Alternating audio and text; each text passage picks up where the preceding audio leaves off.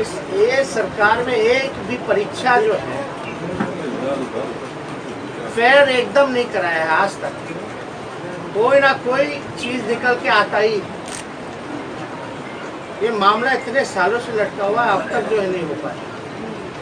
Board के परीक्षा में सनी लियोनी पास करती है तो इस STET वाले में मलयालम की एक्ट्रेस है कोई अनुपमा करके उसको पास करा दिया।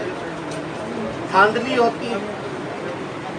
ये पूरी तरीके से सरकार जो है नौजवानों के भविष्य के साथ खिलवाड़ कर रही है, बर्बाद कर रही है। और इसमें आप देखिएगा कि जब मंत्री ही इतनी बड़ी आरोप लगा रहा है तो मुख्यमंत्री ने दही क्यों जमा रखी है अपने मुंह में।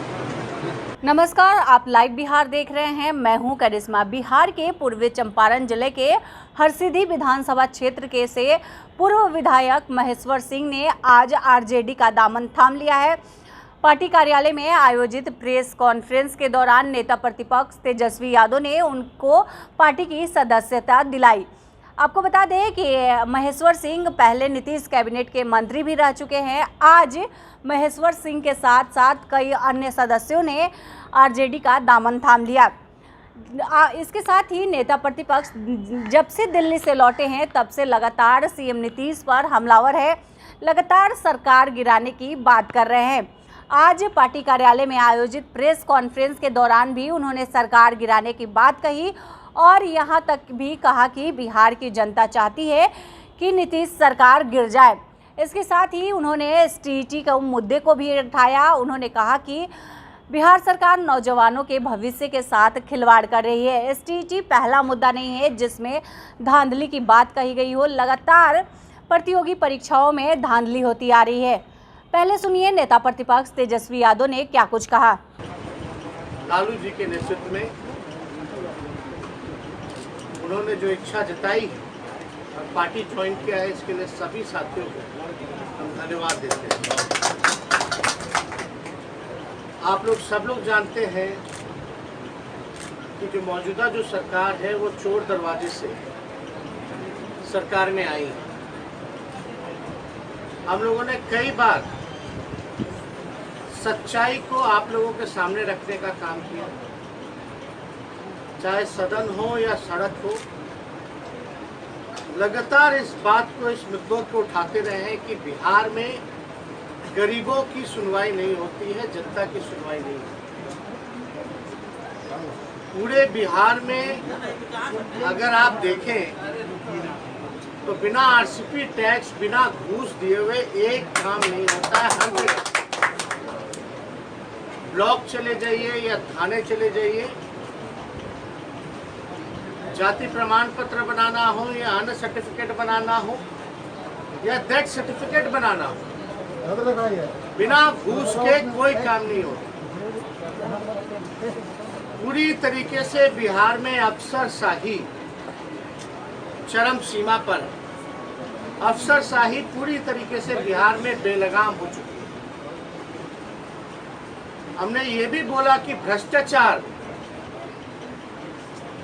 संगठित भ्रष्टाचार के भीष्म पितामह नीतीश कुमार जी, लगभग जो है आप देखिएगा 60 से 70 घोटाले, बड़े घोटाले हो गए, लेकिन किसी अधिकारी पर या मंत्री पर या किसी पर कार्रवाई नहीं की जाती। हम लोगों ने कई बार बोला कि ये जून के महीने में पूरी तरीके से बिना RCP टैक्स, बिना पैसे लिए हुए कोई तबादला, ट्रांसफर, पोस्टिंग नहीं होता है। शिक्षा चौपट, स्वास्थ्य विभाग चौपट हो गया, लॉ एंड ऑर्डर दे दिया, हत्या, अपहरण, बलात्कार जैसे मामले सामने आते हैं, कहीं कोई सुनवाई नहीं होती।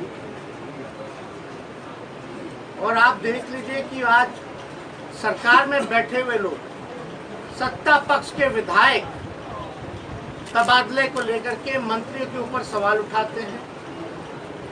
दूसरी तरफ जो सत्ता दल के जो मंत्री हैं वो भी इन बातों को उठाते हैं। और ये अभी से नहीं चल रहा, जब से बिहार के मुख्यमंत्री नीतीश कुमार जी बने हैं तब से बिहार सरकार में यही धंधा जो है चल रहा है। लोग तंग आ चुके हैं, बिहार की जनता त्रस्त हो चुकी है, परेशान है। आप समझ सकते हैं, कल्पना नहीं लगा सकते कि क्या स्थिति बनी हुई है। कई ऐसे विधायक जो हैं इस कोरोना काल में लोगों ने अपना फंड भी जो है सरकार को दिया, लेकिन उसका कहीं कोई उपयोग, कहीं कोई सुनवाई कार्रवाई नहीं हुआ। सत्ता पक्ष में भी कई लोग ऐसे हैं जो लोग परेशान हैं, हताश हैं। अब इस पे ज़्यादा हमको कुछ नहीं कहना, लेकिन आप एक बात समझ लीजिए कि जो गिरी हुई सरकार, पूरी तरीके से ये गिरी हुई सरकार, और गिरी हुई सरकार का गिरना तय है। आप सब लोगों को महेश्वर बाबू का राजनीतिक जीवन जो है लंबा रहा है। 2 बार जो है विधायक रह चुके हैं,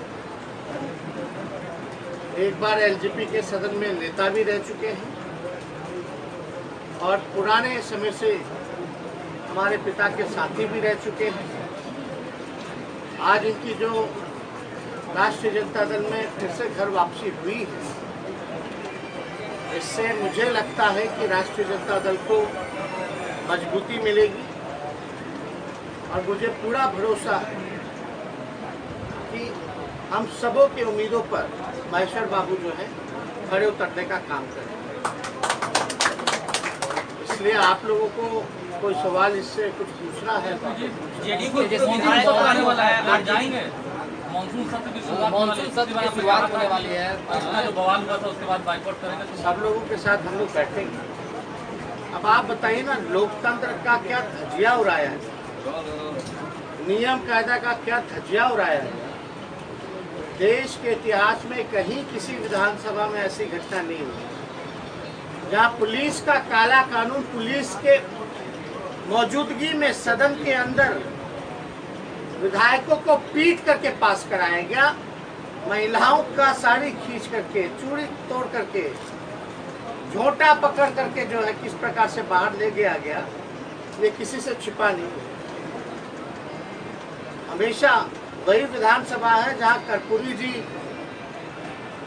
रात भर धरना दे चुके हैं, लेकिन कभी भी इस प्रकार की घटना नहीं की गई कि भाई पुलिस को बुला करके गुंडई कराए। आज देख लीजिए, कोई वो काला दिन जो है भूला नहीं। अब इस पे तो हम सब महागठबंधन के जितने साथी हैं, सब लोग बैठ करके हम लोग निर्णय लेंगे कि क्या करना। शिक्षक बहाली को लेकर अभ्यर्थी फिर से आज मांग कर रहे हैं, टेस्ट पास नहीं। आप देखिए ना, ये सरकार में एक भी परीक्षा जो है फेयर एकदम नहीं कराया है आज तक। कोई ना कोई चीज निकल के आता ही। ये मामला इतने सालों से लटका हुआ है, अब तक जो है नहीं हो पाया। बोर्ड के परीक्षा में सदी रियोनी पास करती है तो इस STET वाले में मलयालम की एक्ट्रेस है कोई अनुपमा करके, उसको पास करा दिया। धांधली होती है। ये पूरी तरीके से सरकार जो है नौजवानों के भविष्य के साथ खिलवाड़ कर रही है, बर्बाद कर रही है। और इसमें आप देखिएगा कि जब मंत्री ही इतनी बड़ी आरोप लगा रहा है तो मुख्यमंत्री ने दही क्यों जमा रखी अपने मुंह में। इसके साथ ही तेजस्वी यादव ने कहा कि बिहार में भ्रष्ट अधिकारियों के चलते सरकार चल रही है। अधिकारी मंत्री की बात नहीं सुनते हैं। कल समाज कल्याण मंत्री जो भी कहे थे वो बिल्कुल सही बात है, इससे मैं पूरी तरह से सहमत हूँ। इसके साथ ही उन्होंने कहा कि RCP टैक्स के बिना ट्रांसफ़र पोस्टिंग जून महीने में नहीं की जाती है। यहाँ मुख्यमंत्री नीतीश कुमार भ्रष्टाचार के भीष्म पितामह है। उन्होंने STET के मुद्दे को भी पार्टी कार्यालय में उठाया और कहा कि सरकार नौजवानों के भविष्य के साथ खिलवाड़ कर रही है। अब देखने वाली बात होगी कि STET अभ्यर्थियों को न्याय मिल पाता है कि नहीं। लगातार STET अभ्यर्थी मेरिट लिस्ट में हुए धांधली को लेकर सड़क पर उतर रहे हैं, प्रदर्शन कर रहे हैं। शिक्षा मंत्री का घेराव कर रहे हैं, लगातार विरोध प्रदर्शन कर रहे हैं, लेकिन अभी तक उनकी बात नहीं मानी गई है। अब देखने वाली बात है कि सरकार एसटीईटी अभ्यर्थियों की बात मानती है या नहीं। ऐसी ही तमाम बड़ी खबरों के लिए आप देखते रहे लाइव बिहार। धन्यवाद। लाइव बिहार YouTube पर सब्सक्राइब और Facebook पर लाइक जरूर करें।